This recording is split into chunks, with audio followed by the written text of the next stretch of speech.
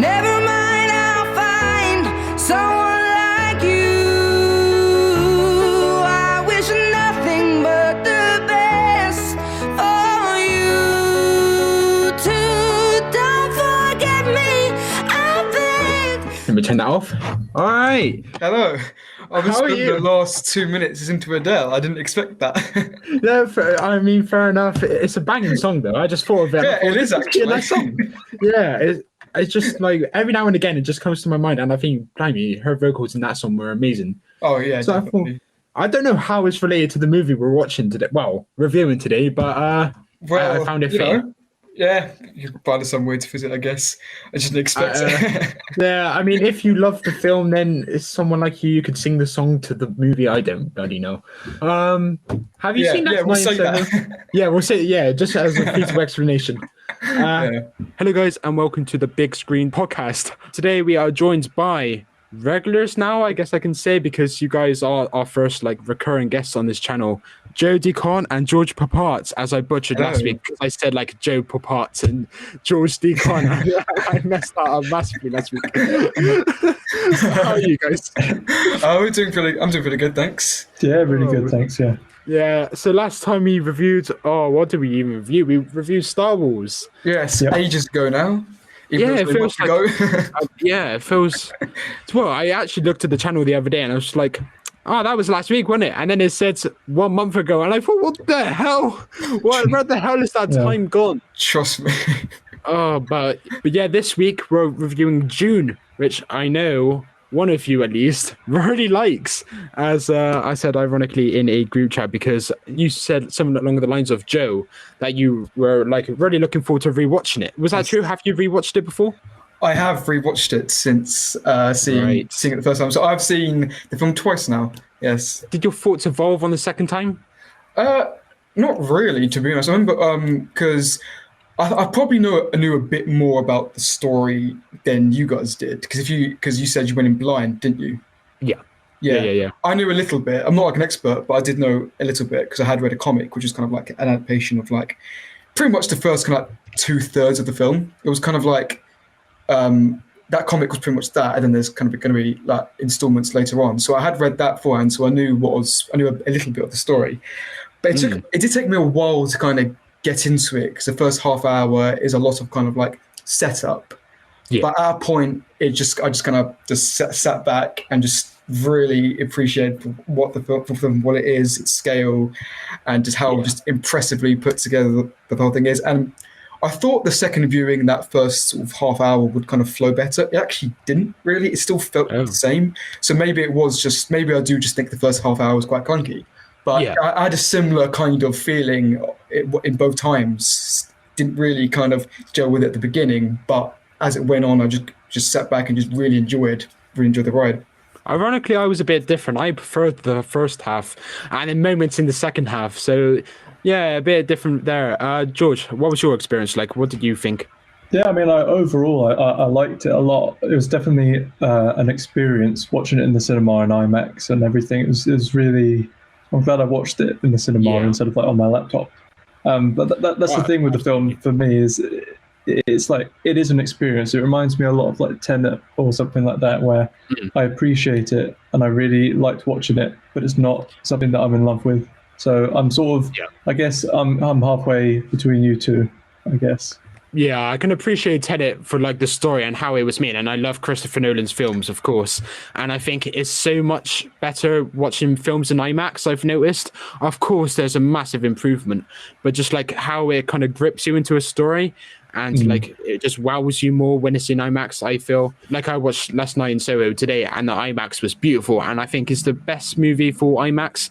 The utilization of it this year, the sound is awesome. Wait, for Last Night in Soho? Last night in Soho, yeah. Oh, okay.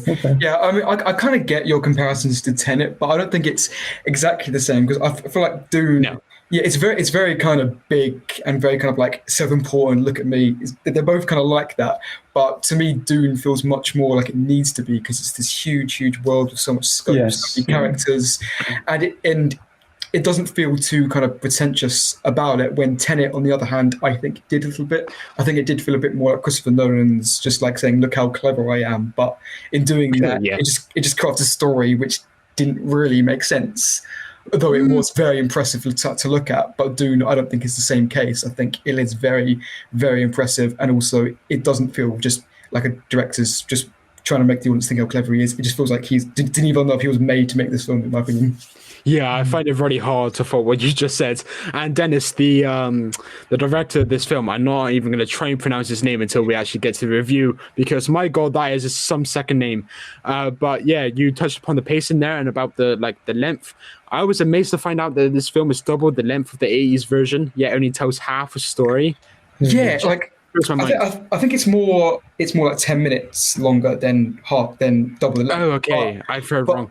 Yeah, but it is like, it's crazy how the David Lynch Dune is the whole story, and it's 10 minutes shorter than Denis Villeneuve Dune, which only tells half the story.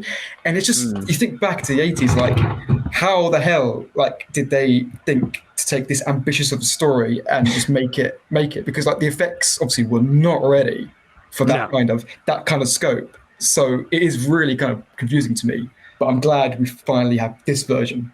Yeah, 2001: A Space Odyssey was made before, but that one was a bit more, I don't want to say contained, but in terms of like the set design, it was a bit more safe for me. Yes. And it turned out to be a great story, so that just complemented everything and just ascended the film into god tier levels. Oh, I'm glad you like Star Wars: Space Odyssey.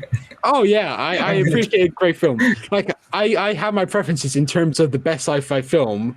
I'm sure you probably know it's Interstellar, but I can still appreciate a good film when it comes up. Like A Space Odyssey is rightfully iconic, and I appreciate it, but I don't think it's as good as something I do love. But I can understand why some people would rate it as the very best. Of course, Yeah, just as I'm sure you found the positives in Interstellar to also justify why I have it so high, because it is a bloody great film. Interstellar is a great film. Yeah, but you said about not the carrot, but you said about Dennis actually adapting the screenplay and like he was born to do it.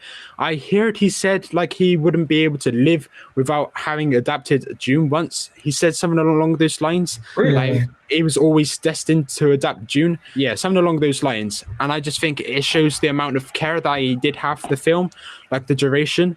Like, if he didn't care, it would be over in a flash. But the fact is, he goes into it, like, prolonging the film. Like, every single scene lasts for 5 minutes. So every scene could go, oh, here's one thing, here's the next. But instead, we actually dwell on scenes and characters. And that allows a lot of time to build up. And I guess it's a positive of the director because clearly he strongly believes in what he's going for in terms of the world building and the story he's telling, but also complements the funding because, my God, the budget for this film is amazing.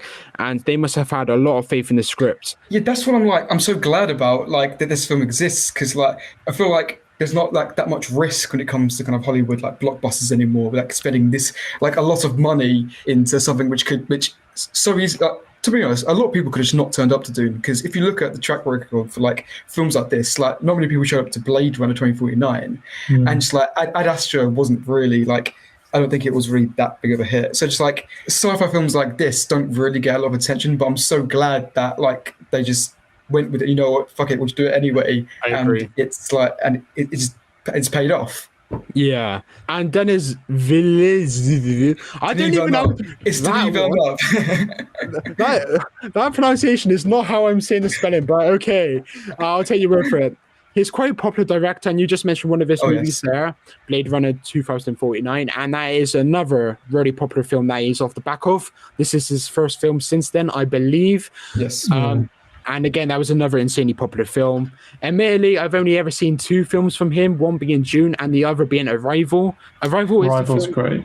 You see, I disagree. Oh, no. I'm so glad. Oh, Joe, you agree with George? Yeah. I adore Arrival. I can see why you would say that, because it is so popular a film, and I know I'm the one who's missing out on the splendor of it, but to me it's just dreadfully slow, and one that I feel has been done better in so many other places, even WandaVision to an extent, and I don't even like that show. Arrival is one that I think I can appreciate more on a rewatch because George, should I say, I read your review that you said you didn't appreciate the first time, but the second one you like acknowledged it was a masterpiece, so I hope I have that same effect. Arrival is a masterpiece. Yeah, definitely. You should watch like Enemy and his other films. Denis Villeneuve is a very, very creative director. I've seen all of them except from one, I think, Incendie. I've not seen that one, but I've seen all of his other films, and he's a very kind of varied director. Because if you go back and watch his early stuff, like I don't know how to say it, but Polytechnic, I think it is. But like since then, you kind of chart like his progression, and each film he's made kind of gets bigger and bigger. And he's made like a film, like a cop film, like sci-fi films, and Enemy, which is very weird and abstract, and now he's gotten to Dune. It's so impressive to me that he got from Polytechnic to Dune. So how would you say Dune ranks? Sorry, Joe. How do you think it ranks compared to his other films? I prefer. I mean, I've seen. What have I seen? I've seen Enemy, Prisoners, Arrival, Blade Runner, and Dune. I would say that Dune is probably my least favorite, but that's only because I like all of his other films are like 5 stars for me. They're all like really, really great. Okay, Joe. I've been thinking about this actually. To me, Arrival is his best film. I know you might not agree with that, Paul, but I think Arrival is the best film he's done. I wouldn't dispute it. I wouldn't dispute it. But I think after that, I would say Prisoners and Sicario are really, really great crime thrillers. And I probably would put Dune under that, along with Blade Runner 2049, because I think those two are similar kind of case for me, where I'm so massively impressed by the production and the scale and how like just beautiful those films are. But yeah, there are very cold films. Like they're not the most emotionally like connecting out of all of his films. And I think I'm much more invested in something like Prisoners and Arrival more so than these two. Yeah, so with Dune, do you think if part 2 is like as good as part 1 is for you, do you think you'd be more invested in that as like a whole? Let's assume the sequel is just as good as the first one. Would you consider them both wholly better than the rest? Absolutely. I've kind of thought like this whole film lives and dies on its sequel. So like if the second one comes out and it's a huge disappointment, that will greatly affect my opinion on the first film. But if the second one comes out and it's just as good, or hopefully even better, then I will look at both. I will look at this as just a really great, like 5-hour or however long it ends up being film. Like the same way you watch like Lord of the Rings or Kill Bill as like one really long, great film. Yeah, and the first one is a lot of setup, but I don't think it's set up for the sake of being set up. Like, it's really done well. Like, the whole world building, it's not like like I'm going to link it to Doctor Who here. The episode yesterday, for the people listening, this was episode 1 that we watched yesterday. It just felt like they're throwing everything at us without actually taking the time to explore anything. And it's just like, here you go. A lot of things are coming.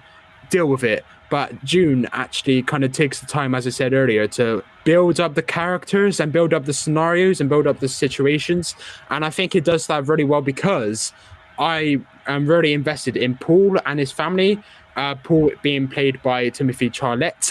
I'm not sure about the second name pronunciation. Timothy Chalamet. Chalamet. There we go. I absolutely butchered his surname there. But yeah, I saw him in this film properly. This is the first time I saw him properly in a film. Yes, he's in Interstellar, but he doesn't have a big role in it. This is the first one he's in Interstellar. Keep forgetting. Mm-hmm. Yeah, and then he morphs into some other guy who's not as popular, and then everyone just thinks, oh, that's a downgrade. But yeah, he was really good in this film, even though, again, all set up.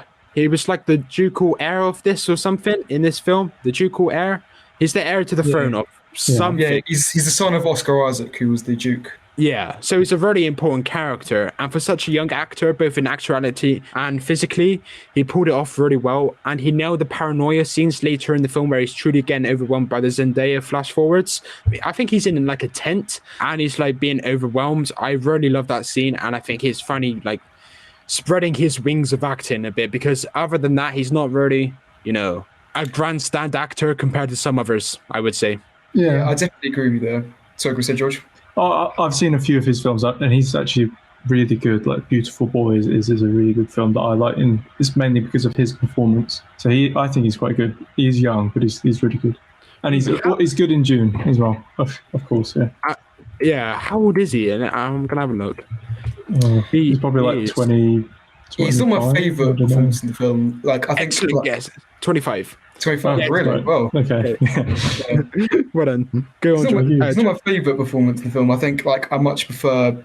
I think Rebecca Ferguson. I think and Jason Momoa are my favourite characters in the film. I think they have the most kind of like personality to them. Yeah. I'm so glad you didn't say Batista then.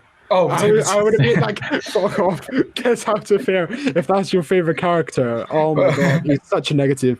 I saw him in some other stuff, but recently, Final Score. He's in that film with like Okay. That's not dreadful film. Yeah, it is. Yeah, dreadful film. And ever since, I've been watching his stuff. Like before I watched that film, of course, and I just think you can tell he's a WWE guy. It's so unconvincing. He just doesn't have any charisma. He works in Guardians of the Galaxy, but I've never seen anything else. Particularly He's like in Blade Runner. Yeah, he is, like, very briefly. He's pretty good in that, I remember. Yeah, I guess so. But like, he was in the new Zack Snyder film, which came out earlier this year. I can't remember what it's called, Army of the Dead. And he wasn't. And remember, in that he just was not trying too hard at all. Yeah, just very dry, very uninteresting. So yeah, I definitely get your opinion on Batista. Yeah, and he's very overshadowed even in Guardians of the Galaxy by like Karen Gillan or Chris Pratt even. Like when they're in all the scenes together, I just think, this guy is not good. But yeah, he really frustrated me in this film and I was like, oh, you're here. You got such a great cast in this film. And a moment from this film, if you want to take it to a particular scene in the movie, the reveal of the worm. That was phenomenal. Looks and great. it actually... Exactly. And it took a while to actually get revealed. So we get established to everyone pretty much before we actually get the threat, I suppose you could say. Of course, there was the war and there was an antagonist and protagonist and whatever. But the actual real life threat was the worm. And it was about an hour and a half into the film, something like that. And I thought like it was masterfully done because it was like focusing on a spice harvester, I believe it was. And then there was a really long pan to the left. And then you could just see the worm. And then the music kicked in. The Hans Zimmer score is not his best, but it's still really working in that scene. The Hans Zimmer score is really good. I've just listened to it separately as well. It's really, really great. Although I'm disappointed though, because I remember the trailer. It had like a remix of a Pink Floyd song called Eclipse, and it was a really, really great kind of update of that song. And I was kind of hoping that would be in the film, but it wasn't. But other way, music. Right. Anyway, music was great, and I just like Hans Zimmer. Yeah, such a great composer as always. And it's probably one of my favorite scores for me, if I'm being honest. But yeah, Hans Zimmer score, it's not his best for me, and it doesn't really shift from second gear. Like, yes, it's very good, but it doesn't go to like Inception levels. Yeah, that's fair. That's fair. But back to what you were saying about the whole kind of like introduction of the worm. That was one of my favorite scenes in the film, actually. Just the whole kind of like how huge that was, and it was just really, really good. And we watched George, remember in the David Lynch version, how just kind of in comparison, there's just nowhere as much intensity to that scene. So yeah, I did see a YouTube video about this actually, and it showed like the comparisons between particular scenes and this film. I'm not sure. Have you guys read the novels? No, I've just read a comic book, which I said was like the first third of the book, but that was about it. Right. So did that kind of? How much of it is adapted from the actual comic? Would you say? Well, from what I've heard, the comic is like beat for beat the book, so I pretty much do kind of know at least the first kind of third of the book then, and the film was pretty much like beat for beat the same. Really, there wasn't really too many scenes that I can remember which weren't in the book or. There's a few things, like a few characters, like that big giant baby floaty brain baby thing. That was extremely weird in the David Lynch version. It was, I still don't even get what that was. No, well, I imagine it's in the novel, but I have no idea. Actually, no, it probably isn't, because this one is supposed to be closer to the novel, so maybe David Lynch just added that because he's David Lynch. That is a very David Lynch kind of thing to do. Yeah, but I mean, they are mostly the same for the first like 2/3. The David Lynch one obviously has an ending. Of course, the whole thing is it's very rushed. Like it all happens in like 40 minutes. Yeah, and it spans through years. We have like Yeah, characters it cuts, like we miss so much in like the span of like 2 minutes. characters develop like off screen, and like we found out we just missed so much, and then like it's completely just rushes through the whole second half of that story to the Right. point when it gets to the end, you're just so uninvested in it because you just hasn't taken the time. Yeah. Gotcha. So consider me completely ignorant. I have no idea about the context of the series and the franchise. How is the second film going to go? Is it going to be a direct continuation, or is it going to jump time? Would you say? I imagine it's probably going to be a direct continuation because I mean the David Lynch one jumps time, but it's also like only 40 minutes. So I reckon They probably did that because they just had to find a way to cram it all in. So I imagine the next one, the sequel to this one, will probably go in more in detail, probably. But it's good. I reckon it's going to be more action heavy, especially towards the end. That's what it The seems David like. Lynch one, it got really good towards the end. Like it got really like visually interesting. It is quite visually interesting, though. There's a lot of really kind of impressive set design and visual effects done in that version. And they look good. They look good. So, and it can only look so much better in the new one. Like the things that will happen will be amazing in the second one, I'm sure. Yeah, so the visuals there, we can touch upon that on the first note I've already had was on the visuals, because I don't think there's a way that you can talk about this film without talking about the excellent visuals. The battles and the spaceship ascending and descending looked fabulous. And the only detracting factor with the visuals is something my co-host Michael completely lamented me for.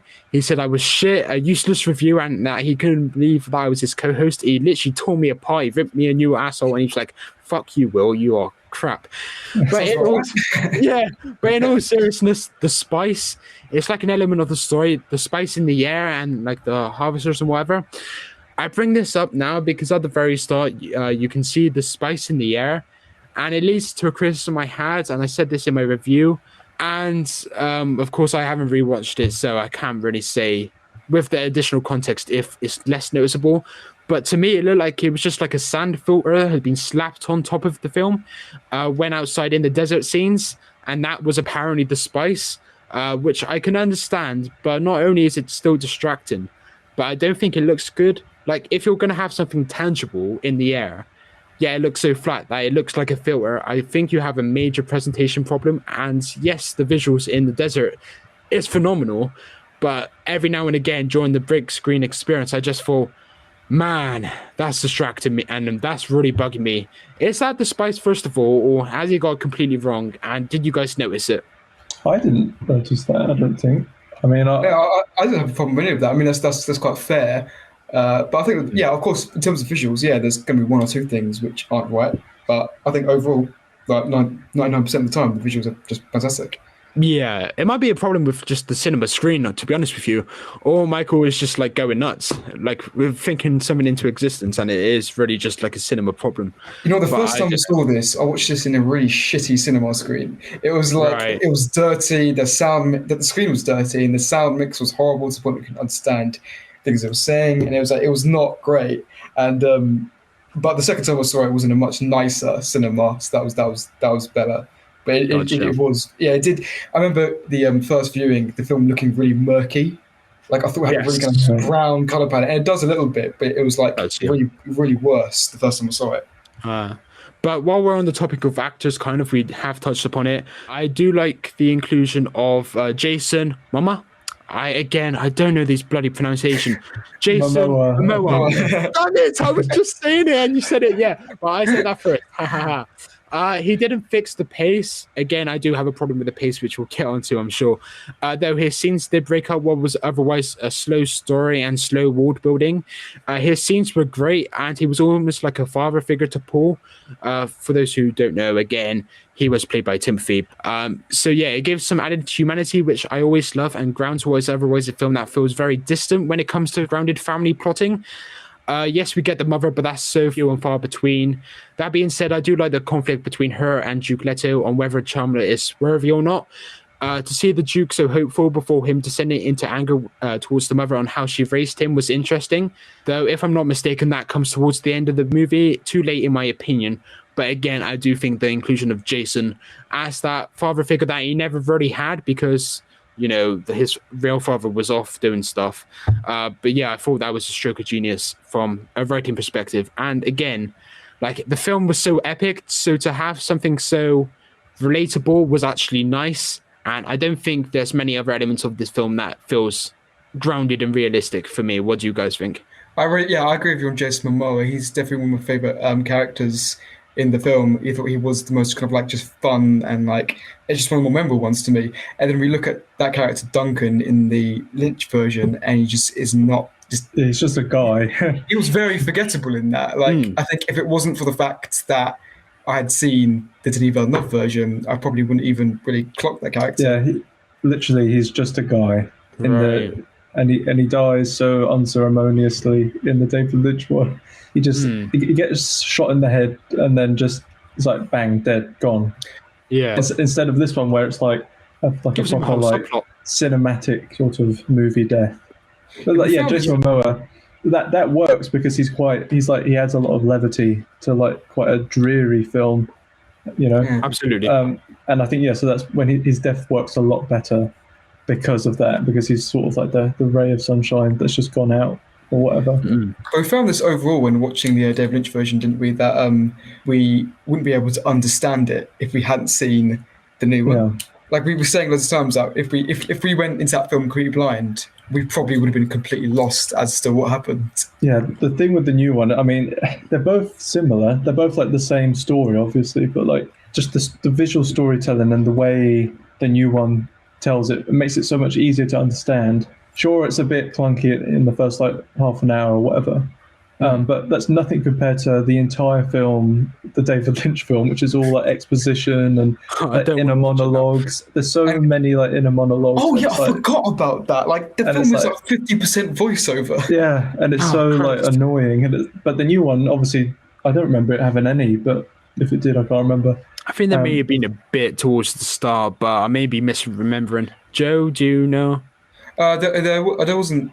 No, I don't think there was No too voiceover? much. Yeah, it was. But, I mean, it's night and day comparison. Like the visual storytelling in a dialogue, and it's just like, it's pretty tedious watching the Lynch version. It's like, okay, it's just not fun. Let's flip this on its head. Would you say there's anything the original film did better than this one did? I mean, I quite like the soundtrack to the It did have a good original soundtrack, one. didn't it? It was by Toto.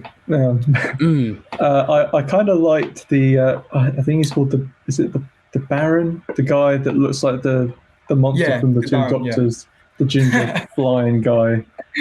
He's Yeah. quite fun in the original. He's like completely different to Stellan Skarsgård.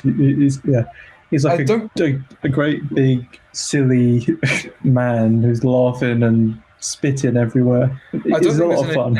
I don't think there's anything that David Lynch version does better, but it does have a campy charm to it, which I feel like can appeal to some people because it's very cheesy, like in the effects and just the way the actors perform. Like it's so over the top and theatrical. But then when the Denis Villeneuve version is very kind of like self-important and very kind of serious, so it was just like I don't think there is anything David Lynch does better. Well, but I have. It's probably quite There's some charm to it. controversial, but I actually prefer the design of the sandworms in the David Lynch version. Interesting.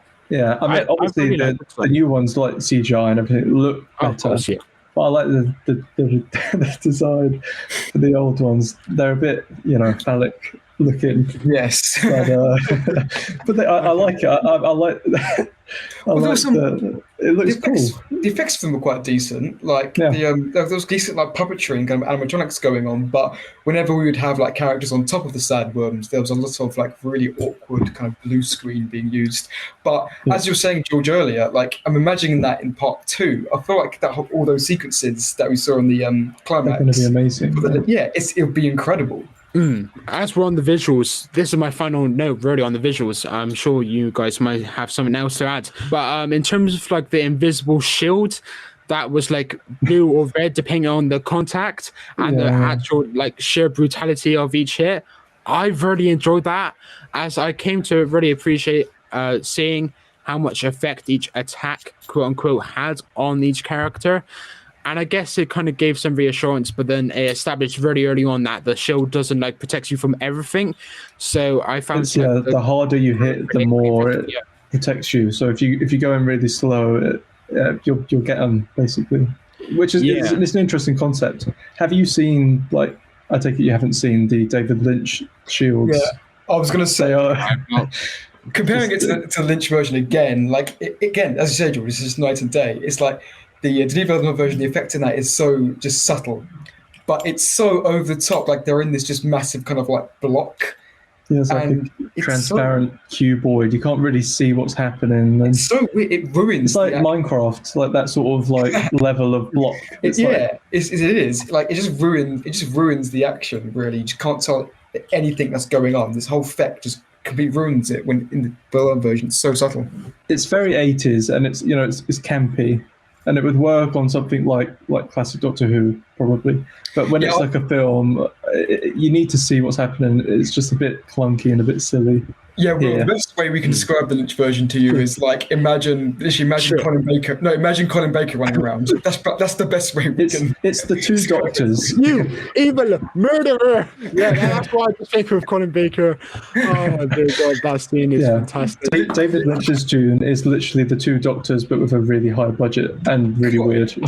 Colin Baker would not be out of place in that film. No, I would love to see him. That would be amazing. He would so not be out of place. Poor Colin Baker, man. Well, no, I mean nothing against him. I just mean, like, imagine a Colin Baker's doctor is what I'm saying. Not obviously him himself, just his doctor. Yeah, I know what imagine you mean. that.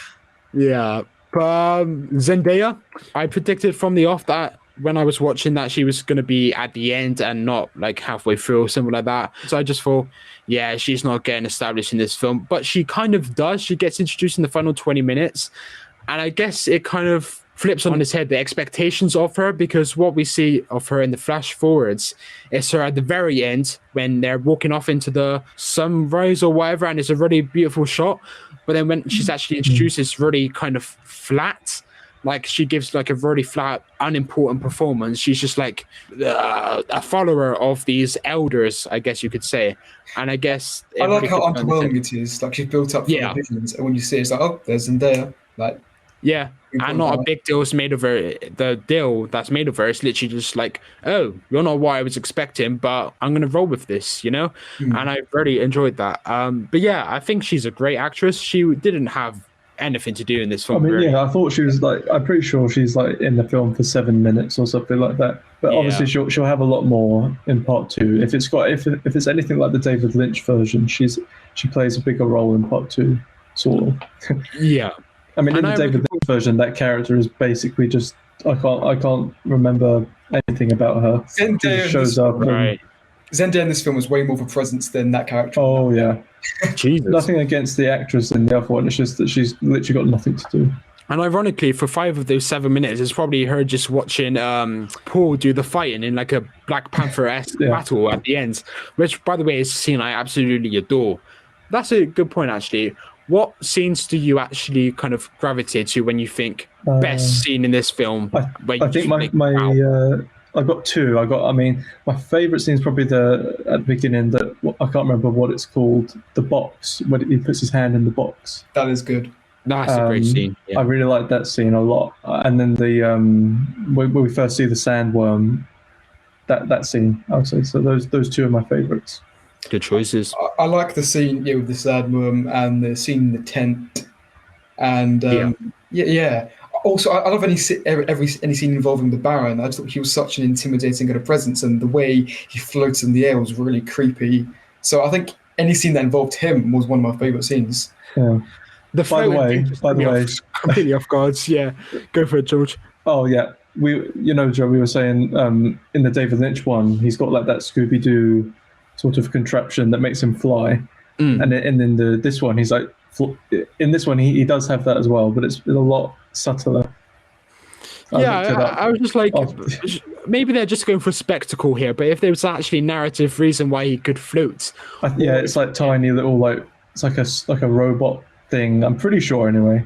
So he's got like something on his back that glows red when he starts flying. You see, I prefer not thinking about it. I just think it's like a supernatural, like he's a creepy alien kind of guy. Yeah, It's no, cool. that's Like, what we yeah, thought as well. But I think in the Lynch one, it's very clearly like a suit, like a big like gotcha. floating like metal suit, and it's a Right. lot sillier in the David Lynch one. He's like literally like floating around, like going in circles, giggling and stuff. Very different, very different. Yeah, like you said, very camp by the sounds of it. At least Yeah, that. well, we implore you to watch the David Lynch version. Yeah, it's Oh. really interesting. The next time you come on, I will have watched it and I'll give my thoughts on it. There you Okay. go. Okay, That's wait. my offer. Joe, you gave it a 2 star. That's not that bad, you know. Well, okay, like it is like I just found it like I don't think it is actually that horrible. It's not a good film. I would say it's bad, but like Yeah. it does, like I said earlier, it does have a campy charm to it, which I do think kind of works a little bit. Like I feel like, and because I was watching it with like George and all that, and we were just kind of talking about how it compares to the Villeneuve version, that made it more fun. But as a film Yeah. overall, it really is Yeah. good. If you watched it without knowing anything about Dune and without seeing the new one, it probably I would have rated it a lot lower. Probably, I'd have been Right. like, "What is all of this rubbish?" Yeah, like we were saying, it's like a better version of the Star Wars prequels. Well, yeah, the Villeneuve version we're talking about. Well, yeah, and Yeah. I suppose the Lynch one is the same as the Star Wars prequels. Probably not as bad, but the same level of like a lot of information, a lot of politics, a lot of like boring stuff. It was quite interesting actually that like after I saw Dune the first time, and actually both times, the people I was with were saying how like, we were talking about how it reminded us of so many other sci-fi films, like Star Wars, for example. But then what's quite interesting is that those films we might have been talking about were all inspired by Dune originally. Yeah. Like, as the book, inspired all these sci-fi films, and those sci-fi films, we watch the new one and think of those. But that's just quite interesting to me. Yeah, interesting that you mentioned the book as well. I will not be reading the book either. That's out of the question. I'm not much of a book reader. I'm not, and particularly one as huge as that. I've heard it's very hard to read. Like the first chapter is like 200 pages, and it's like the first page is like insane. I've heard a lot of like really like things are saying it's really hard to get into. It's meant to be a great book, like a perfect book. Yeah. But yeah. I don't know, but as for standout performances, I think, Joe, you mentioned it earlier, Rebecca Ferguson as Lady Jessica, standout, maybe the best thing in this film. I really like her in the Mission Impossible. I've seen her in Life. I've also seen her in Kid King, and it seems like she's in a lot recently as well, because she's also in Reminiscence with Hugh Jackman, that also came out this year. So she is in quite a few things, and Reminiscence apparently is not a good film. Really? But yeah, she's a really standout actress, and she was great in Life, which is also a film that I really recommend to anyone listening to this. Yeah, It's so underrated. It's so underrated. Like, people say, oh, average, and I just think, no, very bloody good. But yeah, there we go. As for other standout performances against Timothy, I'm not even going to try the second name again. Chalamet. Timothy Chalamet. Yeah. Apparently, it's not even pronounced Chalamet. Timothy. Apparently, it's pronounced like Timotei. His name's Timothée Oh, Chalamet. just kill me. I've been butchering the whole name. No, I call him It's not sour. Timothy. I'm pretty like it's like people call him Timothy, people call him Timothy.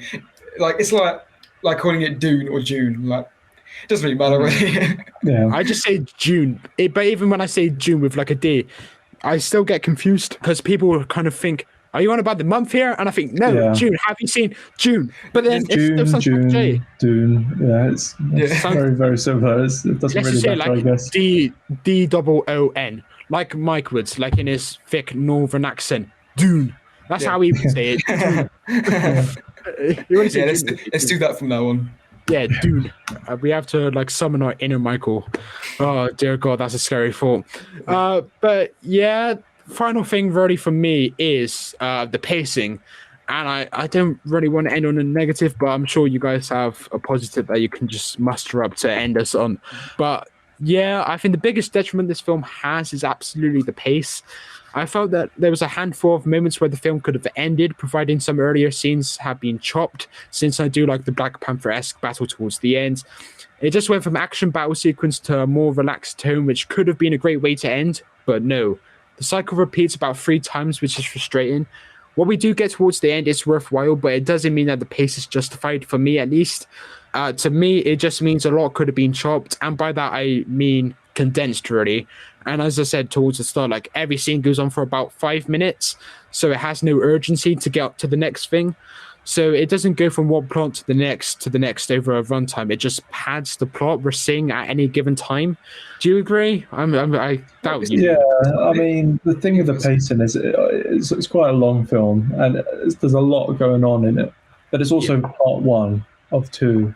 And I think when I first watched it, I didn't know that going in. It was only in the opening title where it said part one. I was like, what? So I was a bit shocked, a bit sort of like, oh, wow, okay. So, yeah, when I watched it, I was a bit like, I wanted a more like definitive ending. So I was slightly disappointed. But like, overall, sorry, yeah. No, so I think that is my biggest problem with the film overall. It's just like, I think the film is very well paced, actually. I think as 2.5, okay, for how kind of like uneventful, I guess, for lack of a better word, it does fly by quite quickly, I think. And but I just found when it got to the ending, it really lacked a strong kind of climax. I just felt like, yeah, it ended, and I just kind of wanted more. I just wish that this film had found a way to have more of an exciting kind of conclusion, not in a way where it means there's nothing left to pick it up in part two, just in a way where it feels like, oh, I saw a film, not I saw half of a film. Yeah, that's my biggest problem. And it left the cinema feeling that slightly underwhelmed, which even though I liked the film a lot, like I really liked it, I was like, I just want to watch the second one. I just like... Yeah. But that's the problem now in 2021. That's the problem now in 2021, but like, having just seen the first Dune, but when Dune Part 2 comes out, you know, it's like, it just fits together. It's this really great, just long film. And I'm sure the second part will be great. It might even be better. I mean, I'm sure it'll be just as good at the very least. You're right. I'd say there's been more action in this next film, which I guess is some people's criticism in this film. Though, if we are to end it on a positive, I really like this one battle scene where, I don't know if you noticed it, but there was this one moment where we get Timothy and we dwell on his character for a little while. And for about 20 or so seconds we dwell on this one scene of him like attacking people while the camera all sorts of movements, and I thought that was fabulous filmmaking. I was just like in awe.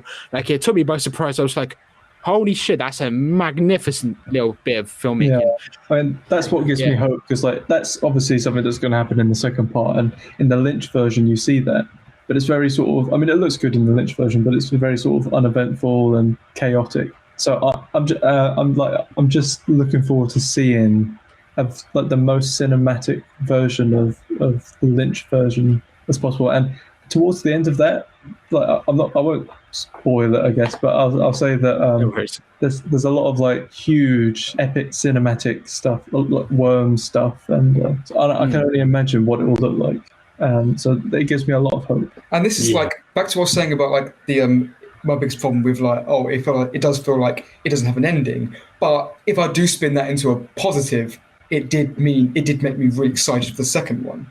It left me wanting more, but maybe that is an absolutely great thing, because it just shows I can't wait for the second one. And thank God it's been announced.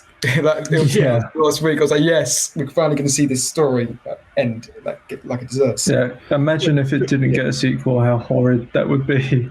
Yeah. I know, like, I think at the start it says part one, or at the end it says part one. At one of the ends it says part one, and just imagine if there was no part two, it would just be like, that's on the film, engraved on the film forever. Yeah. It would be so embarrassing if it's not the film forever. It's a big gamble, a very big gamble. And that's what especially since Blade Runner apparently was a box office failure.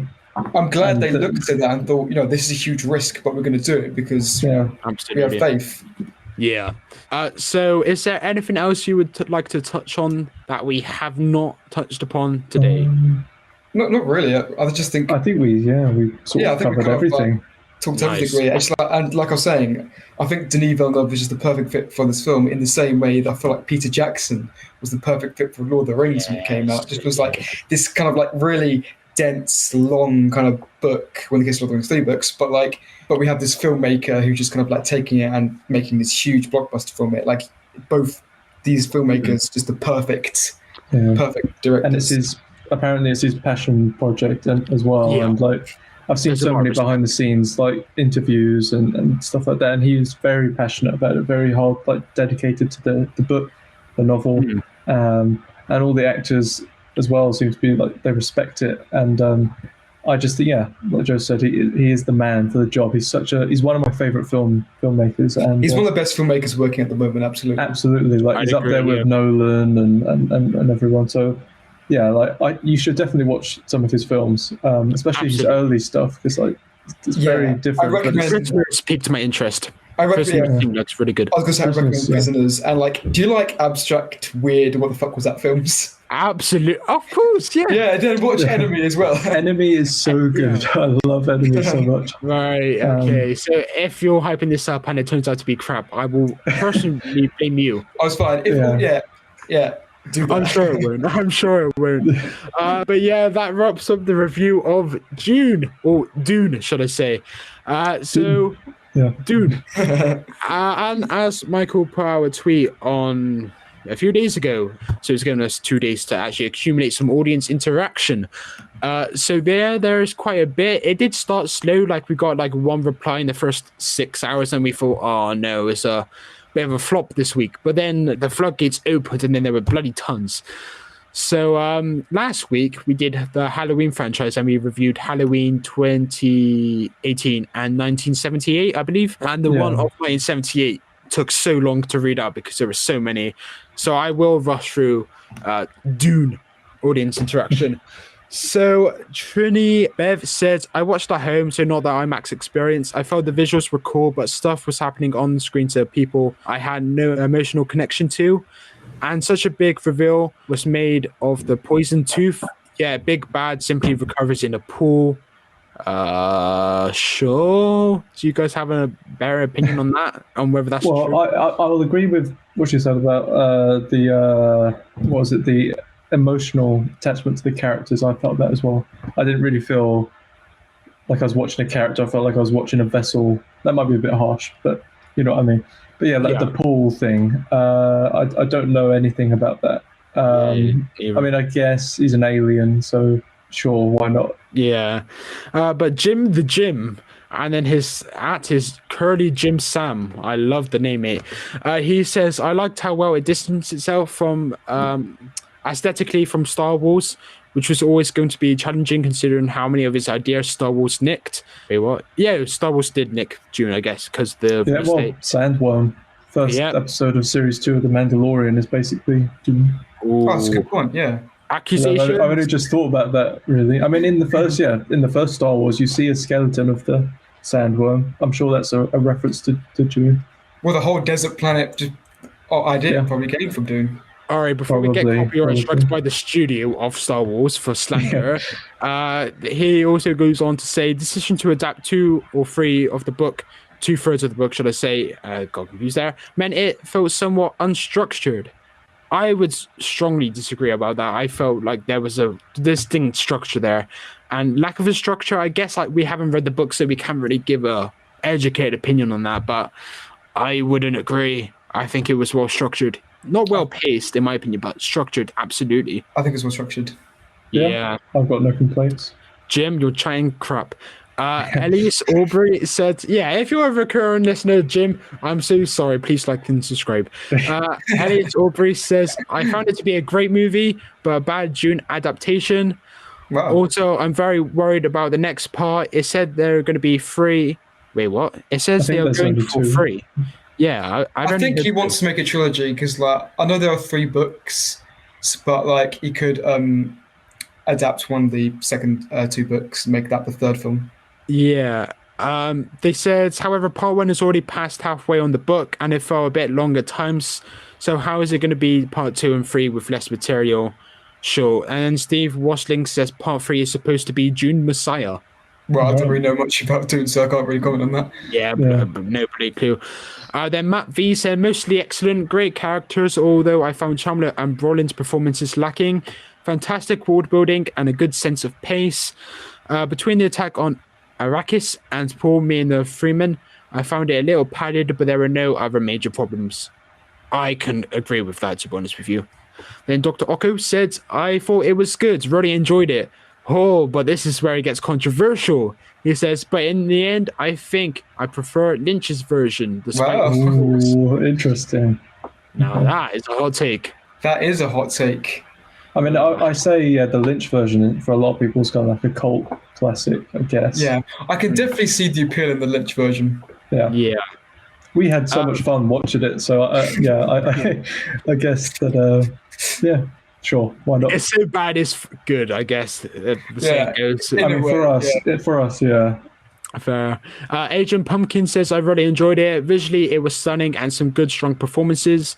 I would have liked to have seen some of the bits they missed out, but I understand that may just be slow pace or make the movie too long.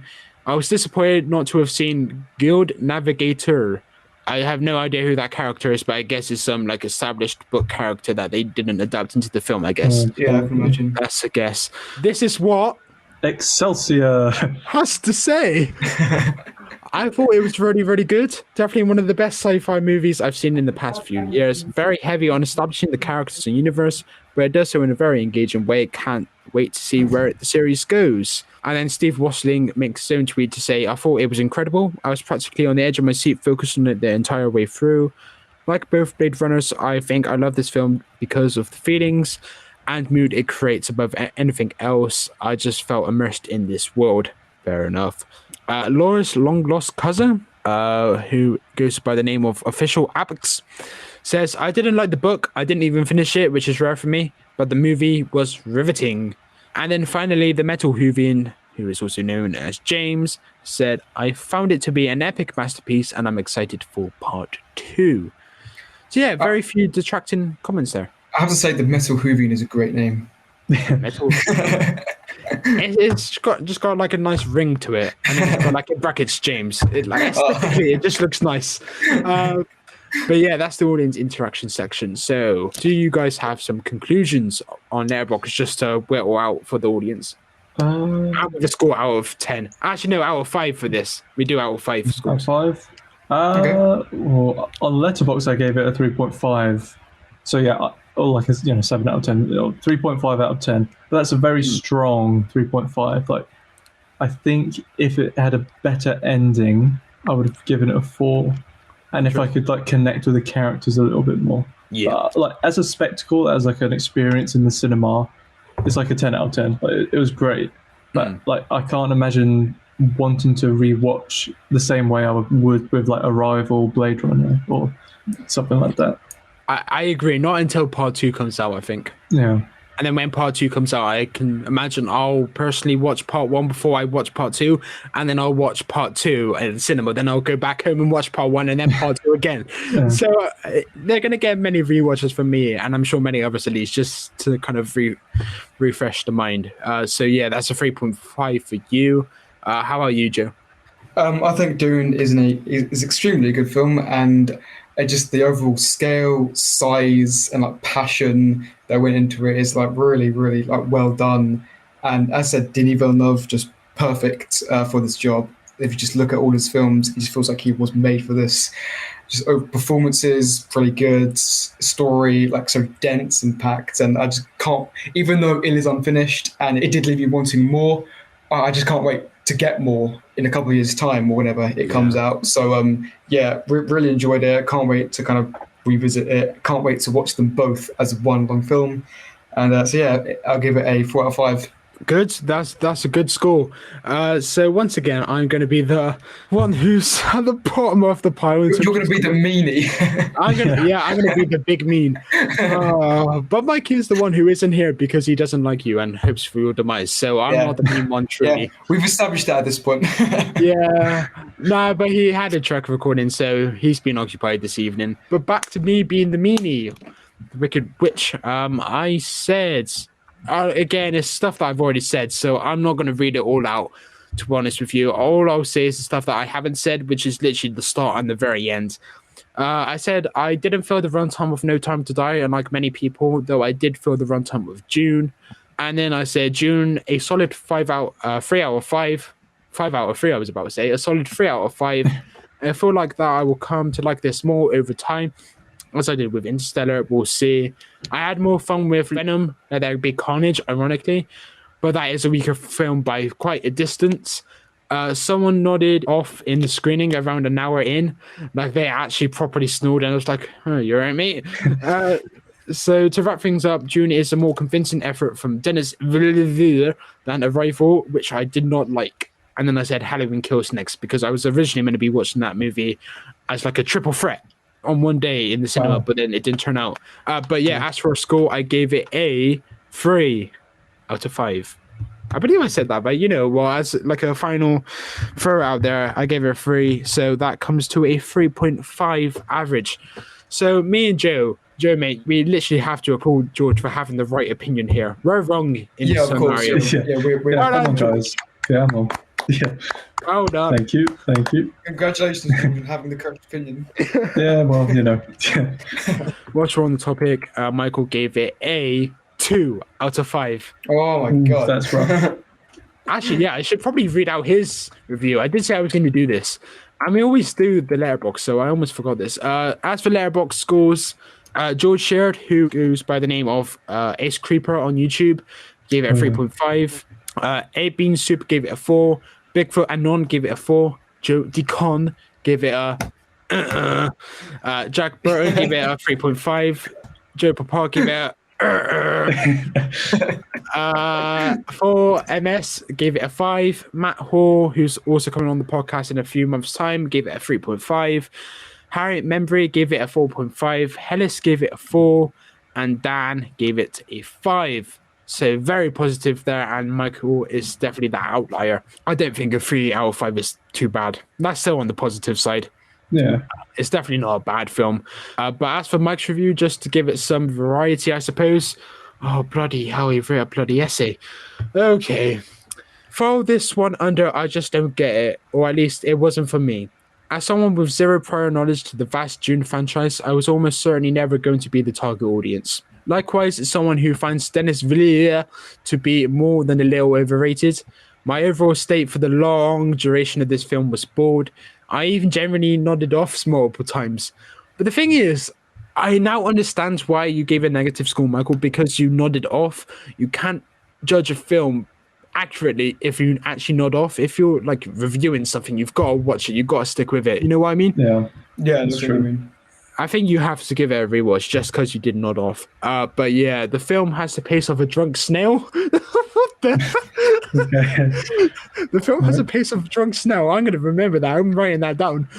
Ponderous and pretentious with action beats, what few there are, skipped past as a clip to get to more intentionally long scenes of people talking in indescript rooms, having dreams, talking about destiny and prophecy, of which it did no real work to make interesting. The ideas and world did somewhat interest me, but every time something sounded intriguing, it was ignored or glossed over in favor of long talks about the same thing over and over and over again, which frankly makes it all more criminal that is advertised up top as what is part 1. It takes almost 3 long and torturous hours to tell half a story, which annoyed me all over again because I committed to the whole drawn out length of this and still have no idea how anything ends or what the point of anything was, other than what I assume is slavish but soulless reproduction of text to screen just because it's there. It's a film that got me intrigued to learn more about this fictional world, but that leaves me wholly uninterested in part 2 that this cast and filmmaker wants to tell me. I'm sure if you love the source material, sweeping machinery, decent epic music that drowns out dialogue, or have any investment in vague prophecies about manic pixie dream pool, the ultimate Mary Sue, by the way, you may love it, but for me, I welcome the film's end, even halfway through the story, like a man in captivity, finally tasting fresh air. He's so dramatic. Yeah. I've been laughing this whole time. Oh, Michael, you're a genius. I like watching exquisite paints dry while your emo cousin talks about spiritualism. Oh, that's brilliant. And he just ended up with pass. That is the most negative 2 out of 5 I've ever. Yeah, I was going to say that's like 2 out of 5. Yeah, I do like Pace of Drunk Snail though. Yeah. Yeah. Great Oh, scene. that review was superb. Oh my god. That wraps up today's episode. Next time we are reviewing Star Wars 2009. You I just have said never you just seen said Yeah, Star Wars 2009. You just said to that Did Star I? Wars 2009. Oh god, Yeah. you can't say that on the internet. You got to cut that. I was like, always what? do this. I always do this, which acts as the finale to Michael's Star Trek podcast. Guys, thank you so much for spending your time on this fine evening. I don't know, it's pouring down outside for me, but yeah, this No, it's not too bad pleasant down evening. here. Yeah, it's all right here. Yeah, we're not even that far down the country from each other. We're still kind of north. Well, North? but Brighton's in the south. South. Brighton is as far south as you can get. You got Wow. Oh, I was thinking our schools were far north compared to Michael's. That was it. That Oh, I was see. I see now. Oh, okay. That was a crap save, but I tried it. This was fun. See you guys in a bit. Peace out. See you. Right. That was a great wrap up.